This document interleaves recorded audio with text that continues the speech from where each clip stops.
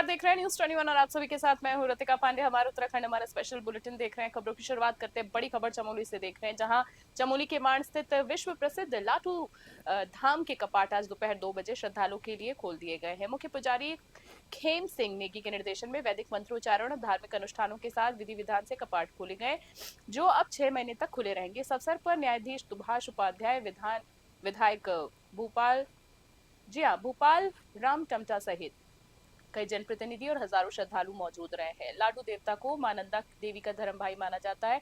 कपाट खुलने पर सांस्कृतिक कार्यक्रमों में लोक और देव गीतों की मनमोहक प्रस्तुतियां भी दी गई। चमोली से सुरेंद्र धनित्रा की रिपोर्ट। गदरपुर से खबर देख रहे हैं, जहां उधम सिंह नगर के गदरपुर में साइबर ठगी से जुड़े मामले में दिल्ली पुलिस ने दबिश देकर 2 युवकों को हिरासत में लिया है। आरोप है कि दोनों ने अपने बैंक खाते किराए पर देकर ठगी के करोड़ों के लेन देन में मदद की। खाता दो कमीशन लो के लालच में फंसे युवक अब कानून के शिकंजे में है। जिले में लगातार बाहरी राज्यों की पुलिस की कार्रवाई से साइबर अपराध की गहराई साफ दिख रही है। पुलिस ने चेतावनी दी है कि खाते का दुरुपयोग भी अपराध है। एसएसपी अजय गणपति ने लोगों से सतर्क रहने और ऐसे लालच से बचने की अपील की। गदरपुर से राहुल विश्वास की रिपोर्ट। देखिए, साइबर अपराधों का जो मुझे लगता है कि उनका एक मेन हथियार है, वो है म्यूल अकाउंट्स। तो बहुत सारे लोग जो यहाँ पे म्यूल अकाउंट्स इनके नाम पे खुले हुए हैं, कहीं ना कहीं उनके अकाउंट्स की मदद से साइबर अपराध होने के बाद जो धनराशि है उसका यूज किया जाता है और फ्रॉड की अमाउंट उस अकाउंट्स में लाने के हेतु उस अकाउंट्स का प्रयोग किया जाता है।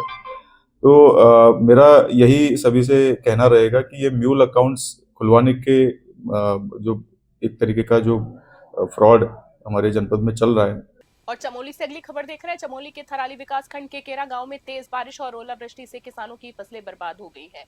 गेहूं, आलू, सेब, कीवी, संतरा और धनिया समेत कई फसलें पूरी तरीके से नष्ट हो गई हैं। ग्रामीणों का कहना है कि फलों के पेड़ों पर लगे फूल भी झड़ चुके हैं, जिससे भारी आर्थिक नुकसान हुआ है। सुनीता देवी और लोकपाल सिंह सहित कई किसानों ने अपनी परेशानी जाहिर करी। किसानों ने कृषि और उद्यान विभाग से नुकसान की सर्वे कर उचित मुआवजा देने की मांग की है, ताकि उन्हें राहत मिल सके। चमोली से नवीन चंदोला की रिपोर्ट। देवी, कल जो ओलावृष्टि हुई उससे हमारा बहुत नुकसान हुआ। जैसे हमारे बाड़ बगीचे, हम कृषि लोग हैं तो कृषि वातावरण तो हम काम करते हैं। जैसे हमारे कल गेहूं की फसल बर्बाद हो गई और आलू की फसल थी, धनिया था और लहसुन था, प्याज थे और जो ये मूली था, मतलब सब खत्म हो गया। कल गेहूं जो भी था तो वो सब खत्म हो गया। शासन प्रशासन से हमें अनुरोध है कि वो हमारे बात सुने और थोड़ा हमें इसमें मदद करने की कष्ट करें। किसानों का तो बहुत नुकसान हुआ है। जैसे गेहूं की फसल नष्ट हो गई, जौ हो गया और किसी का धनिया हो गया और एक क्या बोलते कद्दू, मतलब जो भी था आजकल के फसल में, जो भी था, जो भी उत्पाद था, सारे खत्म हो गए।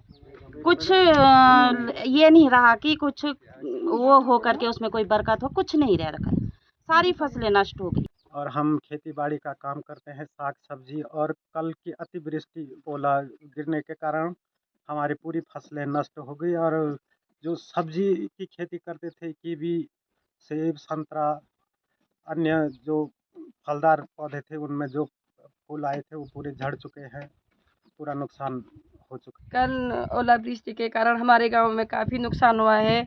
हमारे खेतों में जो गेहूं बोए थे वो सारे बर्बाद हो गए हैं फसलें, और किसी के मतलब कि ये धनिया वगैरह सारे गिर चुके हैं, वो हमारे काबिल नहीं आ चुके हुए हैं। और जो क्या बोलते ये सब्जी वगैरह लगा रखे थे लोगों ने, वो कुछ काबिल नहीं आ रखे हैं। हमारे गांव में जो पॉली हाउस वगैरह लगे हैं, किसी ने कीवी के पौधे लगे हुए थे, तो अगर सामने होता तो दिखाते आपको कि मतलब कि खेतों की स्थिति क्या है और पॉली हाउस की स्थिति क्या है और जो कीवी के पौधे लगे थे वो क्या है।